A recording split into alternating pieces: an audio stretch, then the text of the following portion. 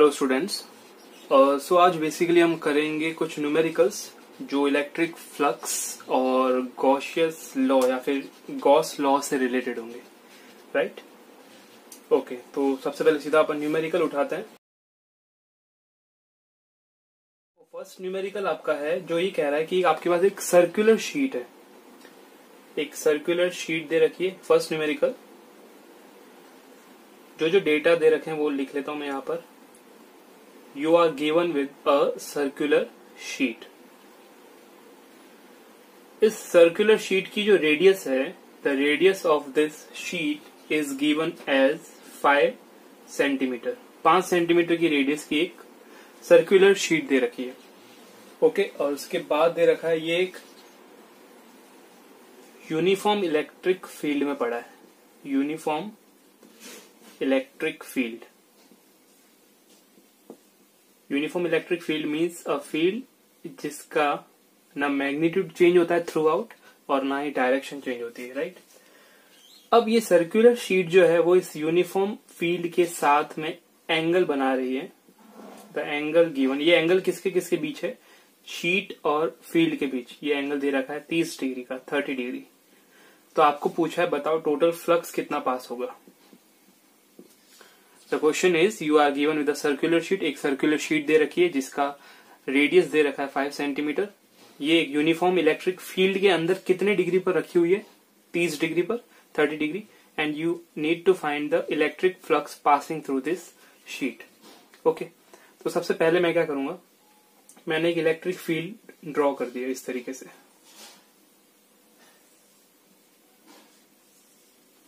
एक electric field draw हो गया।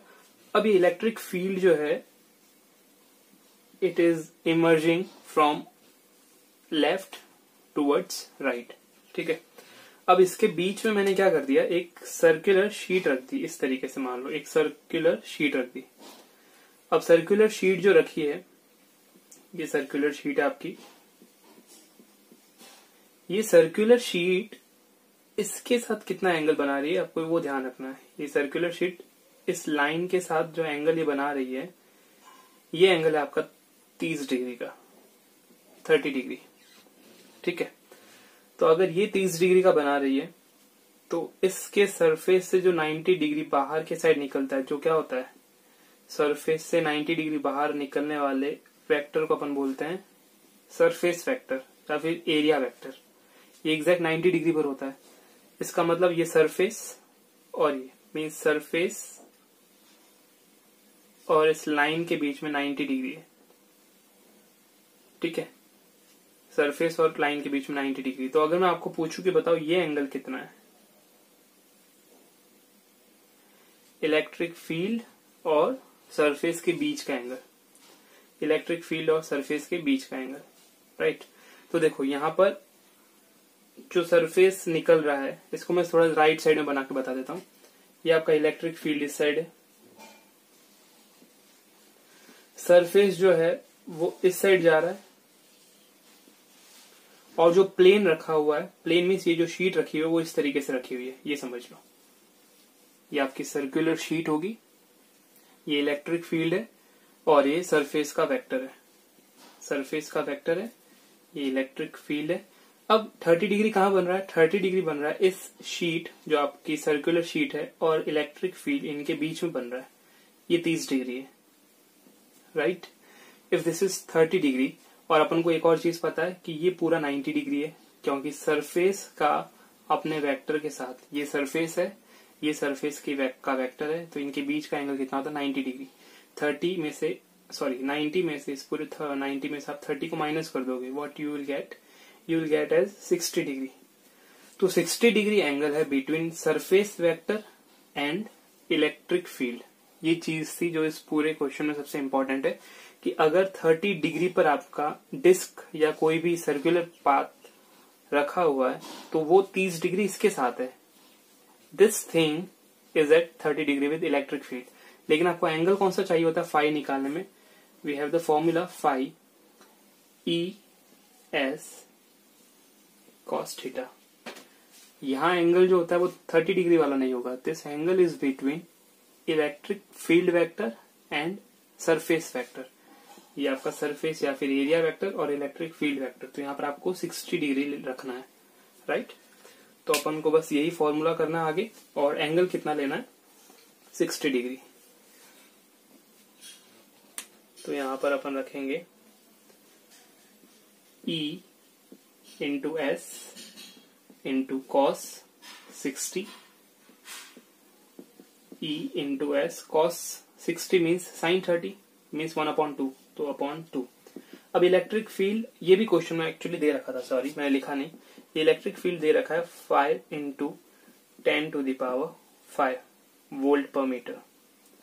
तो E की जगह ये वैल्यू रख दो 5 इंटू 10⁵ वोल्ट पर मीटर रख देता हूं, इंटू सरफेस एरिया कितना होगा, अगर 5 सेंटीमीटर की शीट है तो सरफेस एरिया बेसिकली होता है पाई आर स्क्वायर, क्योंकि सर्कुलर शीट है, अपॉन 2।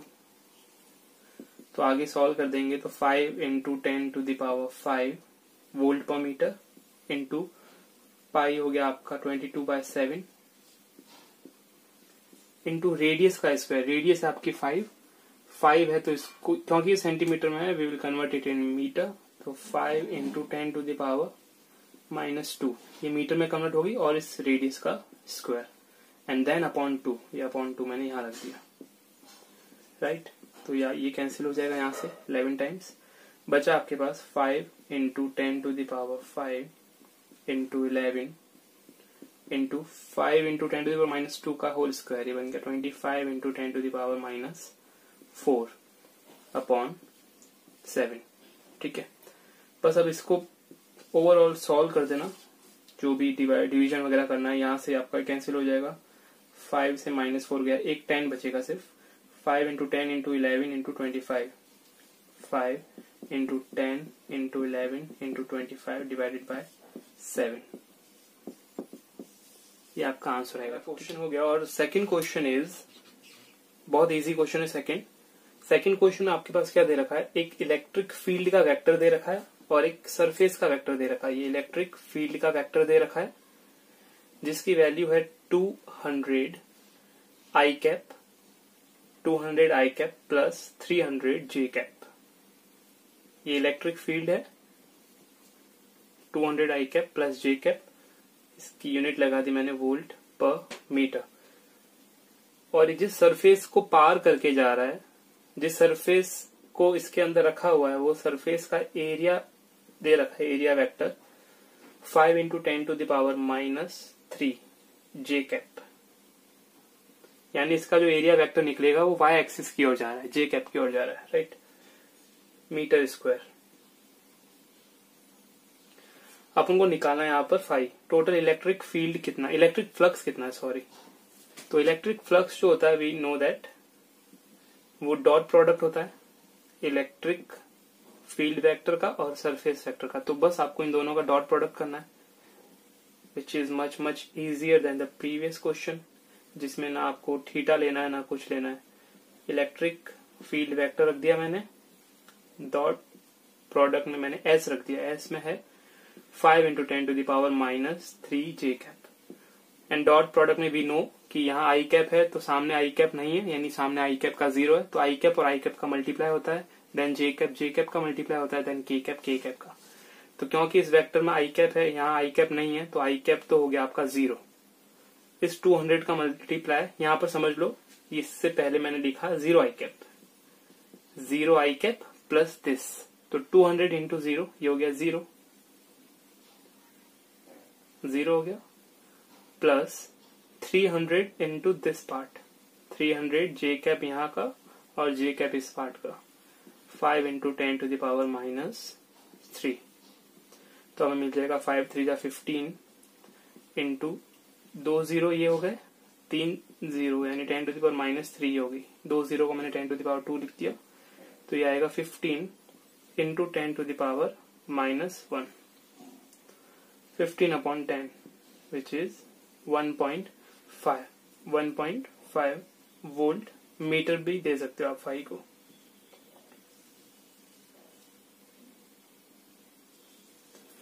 ठीक है, तो इसके अंदर बस कुछ नहीं करना आपको। फाई की जो बेसिक डेफिनेशन है फॉर्मूला वो याद रखना है। और ये डेफिनेशन कहती है कि इलेक्ट्रिक फील्ड का वेक्टर और सरफेस वेक्टर दोनों का आप डॉट प्रोडक्ट निकाल दो, उससे आपको फाई मिल जाएगा। इलेक्ट्रिक फील्ड वोल्ट पर मीटर में दे रखा है और ये मीटर स्क्वायर में, दोनों का मल्टीप्लाई किया मैंने यूनिट्स का, तो मुझे यूनिट मिल जाएगी वोल्ट पर मीटर, जो किसकी यूनिट है, फाई की। ठीक है, तो ये आपका सेकंड क्वेश्चन रहेगा। थर्ड क्वेश्चन कह रहा है,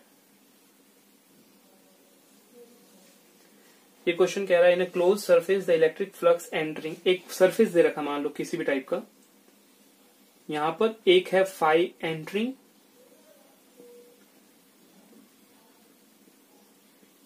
और फाई लिविंग बोलो या एग्जिट बोलो, एक ही बात है। ठीक है,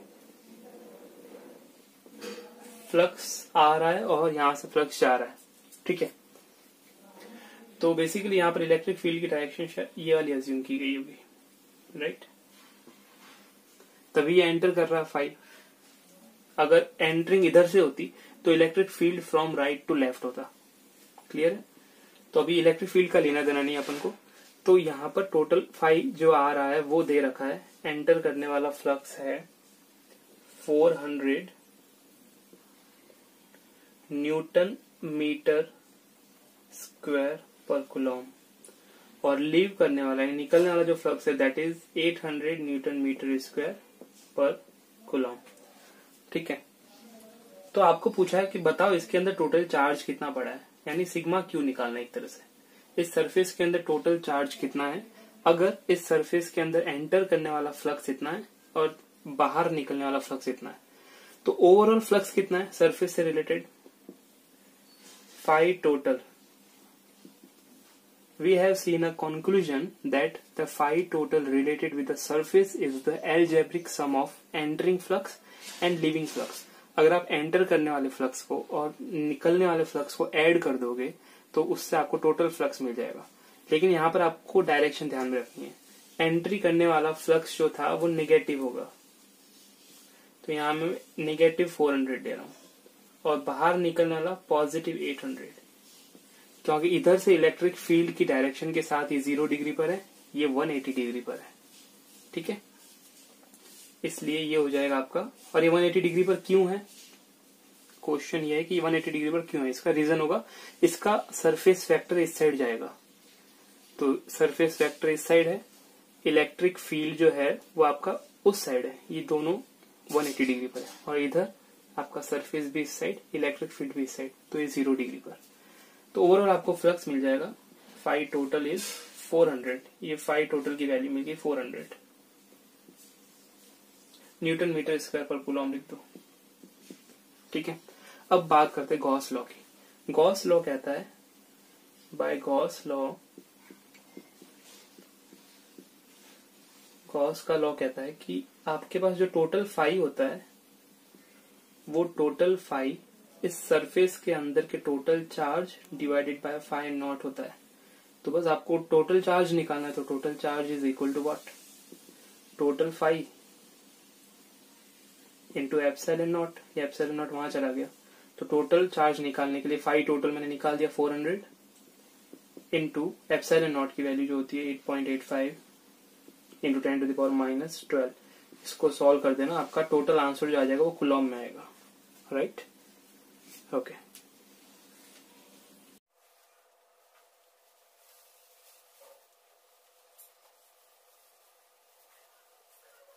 सो आपका नेक्स्ट क्वेश्चन जो इस बार है वो दे रखा है,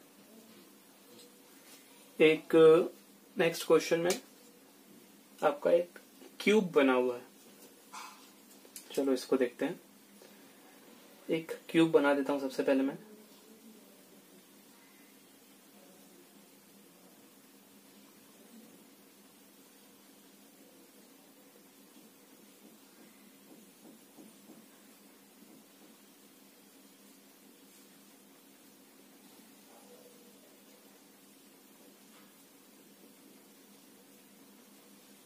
ये क्यूब बना हुआ है और इस क्यूब के वर्टेक्स दे रखे हैं, यहां से स्टार्ट है ए बी, इधर सी, देन डी,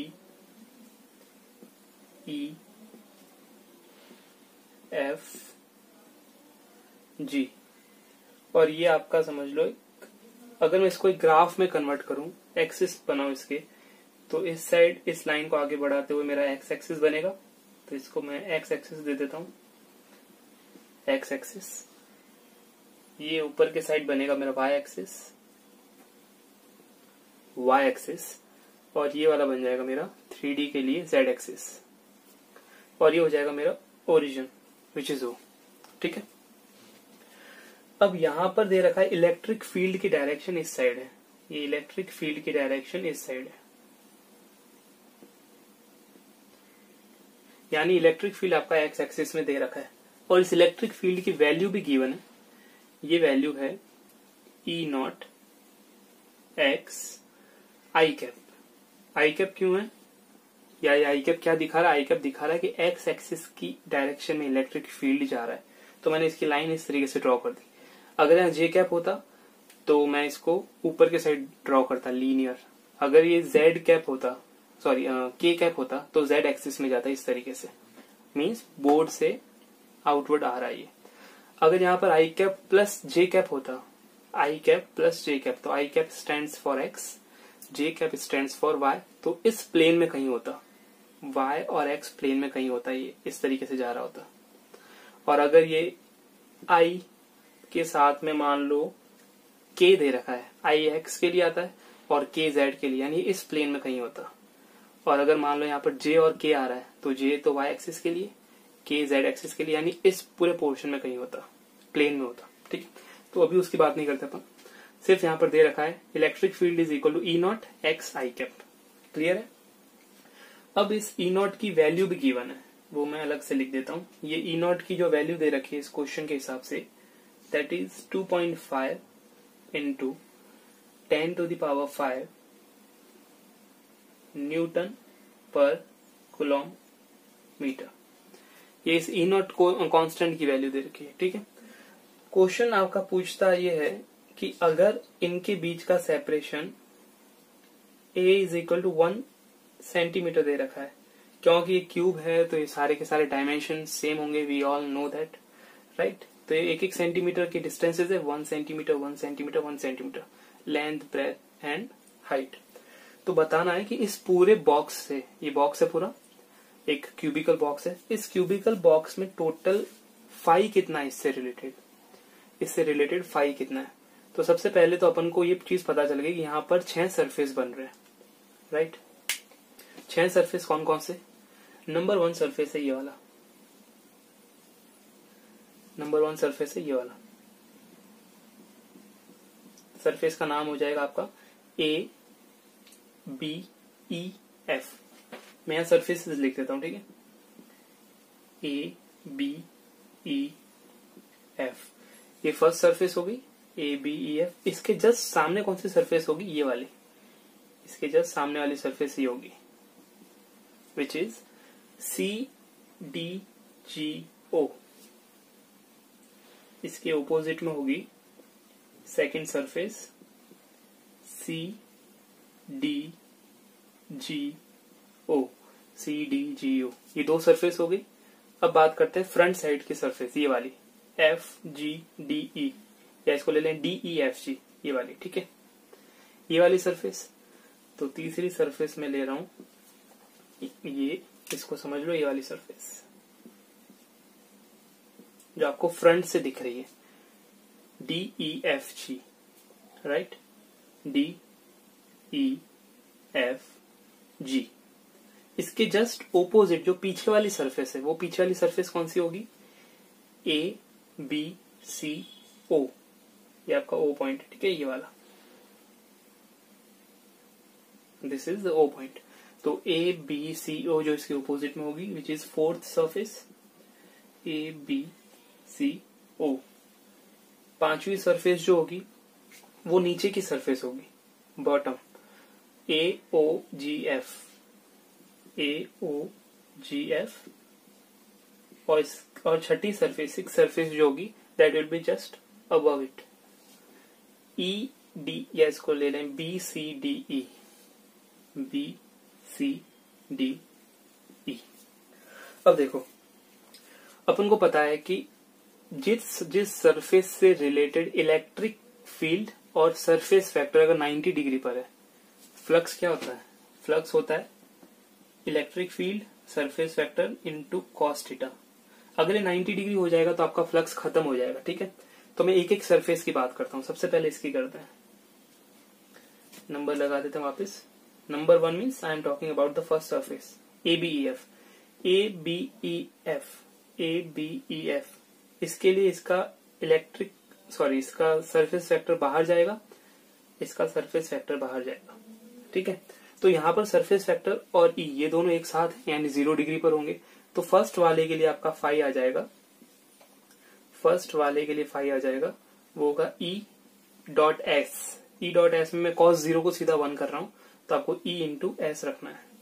ये फर्स्ट वाले के लिए आ जाएगा। सेकंड वाला जो इसके जस्ट ओपोजिट में है, ये ओपोजिट वाला जो पीछे की सरफेस है, इसका जो सरफेस वेक्टर होगा वो वहां से बाहर निकलेगा, वहां से बाहर निकलेगा। और इलेक्ट्रिक फील्ड तो वहां पर भी इसी साइड में, मैंने बताया था आपको, इलेक्ट्रिक फील्ड की डायरेक्शन पूरी की पूरी ऐसे रहेगी थ्रू आउट, वहां से स्टार्ट होगी और इस साइड जाएगी। तो यहाँ electric field from left to right है, और इस सरफेस के लिए, पीछे वाली सरफेस के लिए आपका सरफेस वेक्टर बाहर है, तो ये 180 डिग्री पर होगा। तो 5 फॉर सेकेंड वन, ये 180 डिग्री मीन्स नेगेटिव ES आ जाएगा।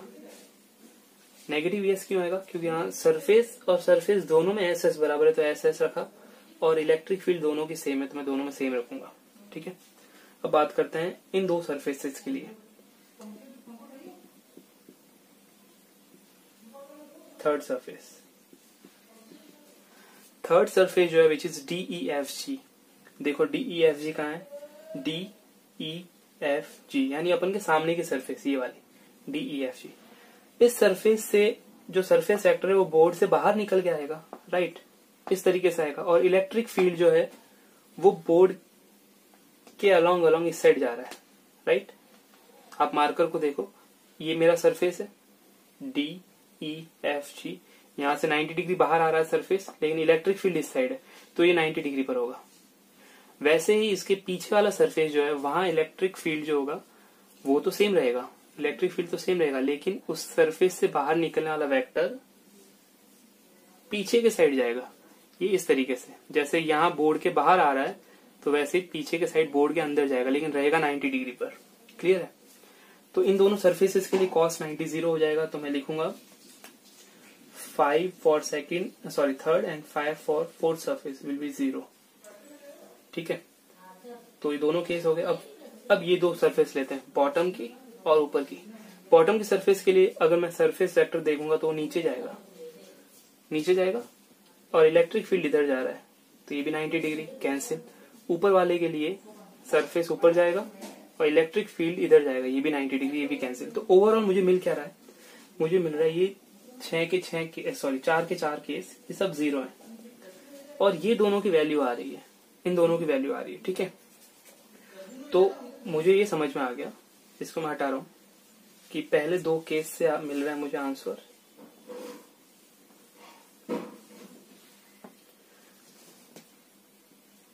मीन्स टोटल 5 जो है वो दो सरफेस की वजह से आ रहा है। अब यहां पर देखो, आप कहोगे कि इन दोनों को कैंसिल कर सकते हैं, ES और -ES, ये कैंसिल नहीं होंगे। क्यों नहीं होंगे? क्योंकि मैं आपको बताता हूं। अभी देखो 5 टोटल जो है वो एक है ES, दूसरा है -ES। ये ES फर्स्ट वाले के लिए, फर्स्ट वाला मीन्स इसके लिए, इस वाले पार्ट के लिए ABEF।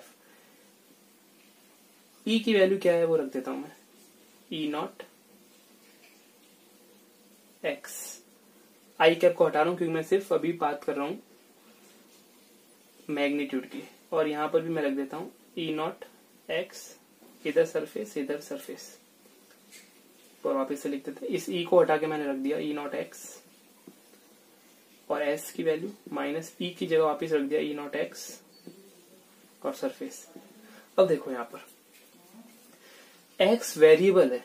X क्यों वेरिएबल है? क्योंकि यहां पर आप इधर से बढ़ोगे आगे, पीछे वाले सरफेस के लिए, यानी पीछे वाला ये सरफेस है, वो ओरिजिन पे पड़ा था, तो यहाँ X की वैल्यू 0 थी, राइट। लेकिन यही सरफेस मान लो आगे बढ़ के इधर तक आ गई तो ये सरफेस बन गई, तो इधर x की वैल्यू हो गई ये डिस्टेंस कितनी है, स्मॉल a। तो ये जो ES में ले रहा हूं, ये वाला ES कौन सा है, फर्स्ट वाले के लिए, और फर्स्ट सरफेस कौन सी थी, ABEF। यहाँ पर मेरी x की वैल्यू कितनी है, ओरिजिन से कितना दूर है ये a, तो यहाँ मैं a रखूंगा, E0 AS माइनस ES कौन सा था, सेकेंड सरफेस के लिए। सेकेंड सरफेस कहाँ थी, पीछे थी, तो पीछे रखने पर x की वैल्यू कितनी है, 0, तो ये पूरा टर्म 0 हो जाएगा। तो यानी मेरे पास आ गया आंसर E0 AS, राइट। अब बस आपको वैल्यू रखनी है। E0 की जगह कितना रखना है, 2.5 इंटू 10⁵। A की जगह कितना रखना है, स्मॉल a आपका 1 सेंटीमीटर है, 1 सेंटीमीटर को मैं लिख सकता हूँ 10⁻² मीटर, इंटू सरफेस, ये सरफेस मीन्स इस सरफेस का एरिया, सरफेस का एरिया क्या हो जाएगा, a इंटू a, ये पूरा एक क्यूबिकल शेप है, क्यूबिकल शेप में ये सारी डिस्टेंसेस सेम होगी, तो a इंटू a यानी 10⁻² इंटू 10⁻²। इसको मैंने कन्वर्ट कर दिया किसमें, मीटर में, तो 2.5 इंटू ये बन गया माइनस का 6, ये प्लस का 5, तो 10⁻⁻1 यू विल गेट 0.25। इतना फ्लक्स रिलेटेड होगा इससे, ठीक है। तो इस पूरे बॉक्स से टोटल फ्लक्स कितना रिलेटेड है, 0.25। अब मान लो पूछे कि बताओ आपका टोटल फ्लक्स तो ये आ गया, अब बताओ इसके बीच में टोटल चार्ज कितना पड़ा था, यहाँ पर सिग्मा क्यू कितना था।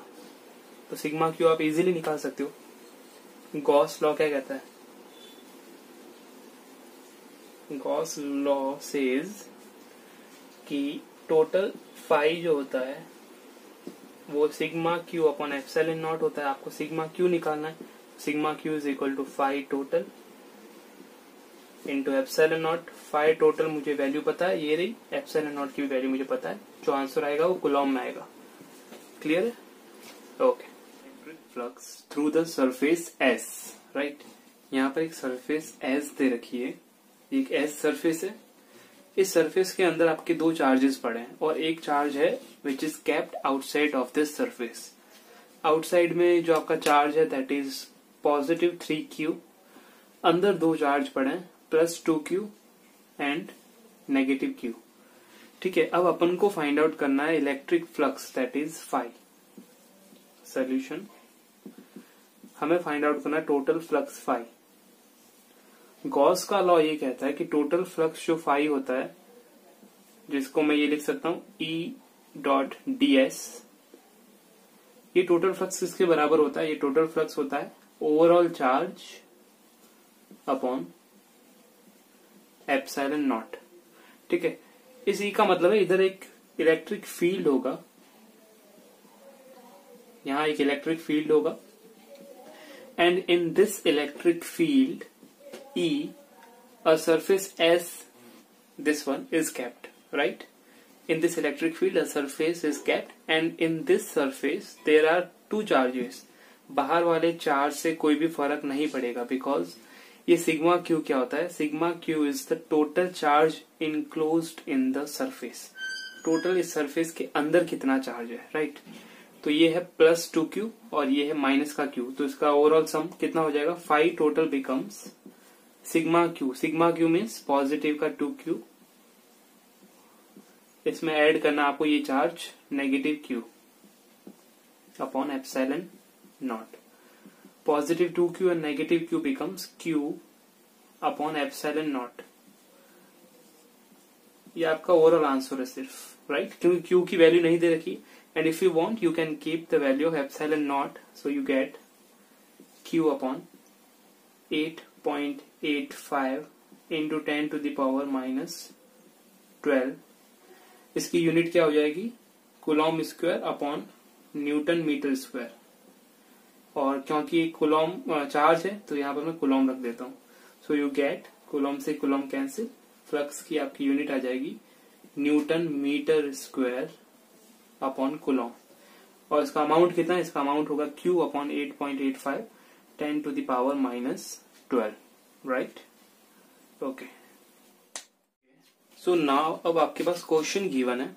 This is the next question which says two charges of magnitude -2Q and +Q, -2Q and +Q are at A,0 and 4A,0।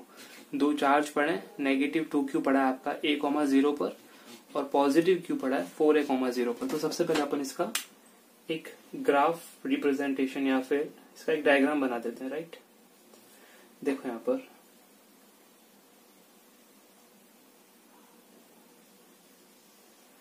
Assume कर लो ये 0 है, 0,0। ये डिस्टेंस है आपकी A, ये वाली डिस्टेंस होगी आपकी 2A, ये वाली डिस्टेंस होगी 3A, ठीक है। तो -2Q कहां पड़ा है आपका A,0। A,0 मीन्स ये वाला पॉइंट, A,0 मीन्स ये वाला पॉइंट। यहां कितना चार्ज पड़ा है, -2Q, -2Q, राइट। अब +Q चार्ज कहां पड़ा है, ये आपका पड़ा है 4A,0 पर। तो यहां पर एक सेक्शन और बढ़ा देते अपन, here this distance is 4A और यहाँ y एक्सिस तो है नहीं, तो y एक्सिस के लिए हो जाएगा ,0। तो ये इसके कोऑर्डिनेट्स हो जाएंगे 4A,0। यहां पर आपका पड़ा है +Q चार्ज, ये यहां रख दो, +Q चार्ज, ठीक है। यहां तक हो गया, right. Now the next it says find the flux due to these charges. इन चार्ज की वजह से आपको फ्लक्स फाइंड आउट करना है, right. We need to find the flux due to these two charges. किसके ऊपर फ्लक्स फाइंड आउट करना है, a sphere of radius 3A with centre at origin. एक स्फेयर है जो इसका सेंटर ये रहा, यानी चारों ओर एक स्फेयर बनेगा, उसका सेंटर ये रहा। अगर सेंटर यहाँ है तो कहां से टच होके जाएगा, A से, 2A से, 3A से। गिवन है उसकी रेडियस 3A है, यानी सेंटर से कितना दूर होगा वो, 3A पर उसकी सरकमफेरेंस होगी। तो मैं इसको इस तरीके से बना देता हूं, कुछ इस तरीके से बनेगा,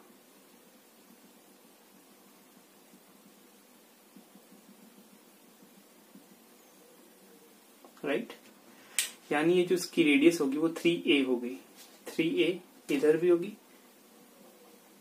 ये वाला भी 3A होगा डिस्टेंस, ये वाला डिस्टेंस 3A होगा, ये वाला डिस्टेंस भी 3A होगा,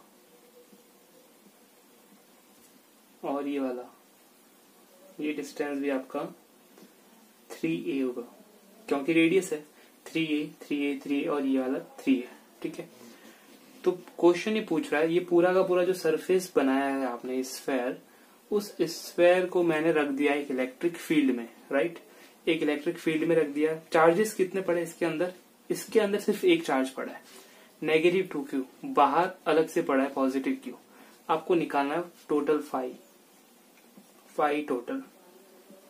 तो टोटल फ्लक्स क्या होता है, वापस वही गॉसियन सरफेस की लॉ या Gauss law, sigma Q upon epsilon not. यानी कि टोटल गुजरने वाला फ्लक्स होगा that will be dependent upon the total charge enclosed in that surface. इस सरफेस के अंदर कितना चार्ज पड़ा है। पूरे क्वेश्चन में 2 ही चार्ज थे, एक इधर दिखाया, एक यहाँ। स्फेयर यहाँ से जा रहा है, तो स्फेयर के अंदर एक ही चार्ज है, -2Q, राइट। तो यहाँ पर आपका टोटल हो जाएगा -2Q अपॉन एप्सिलॉन नॉट। या तो आप वैल्यू रख दो एप्सिलॉन नॉट की, या नहीं भी रखो तो चलेगा।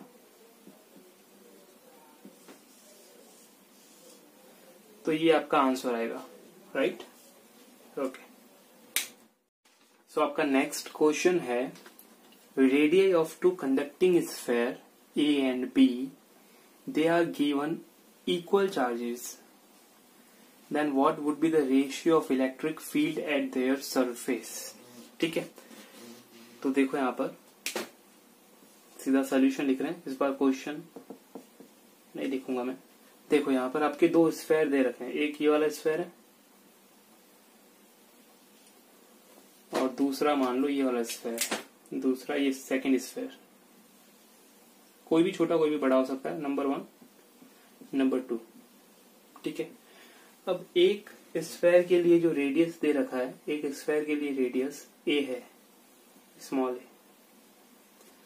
दूसरे स्फेयर के लिए जो रेडियस है दैट इज स्मॉल b,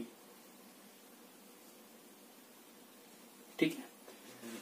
अब इन दोनों को मैंने इक्वल चार्ज दिया है। मान लो इधर मैं q चार्ज इसको दे रहा हूं तो मैं q चार्ज इसको भी दूंगा, ठीक है। q चार्ज इसको दे रहा हूं, q चार्ज इसको भी दूंगा, तो यहां पर क्योंकि कंडक्टिंग स्फेयर है तो इसके अंदर चार्ज नहीं जाएगा, सरफेस पे it will get distributed, right, because it is conducting sphere. यहां पर ये जो q दिया आपने वो यहां पर डिस्ट्रीब्यूट हो जाएगा।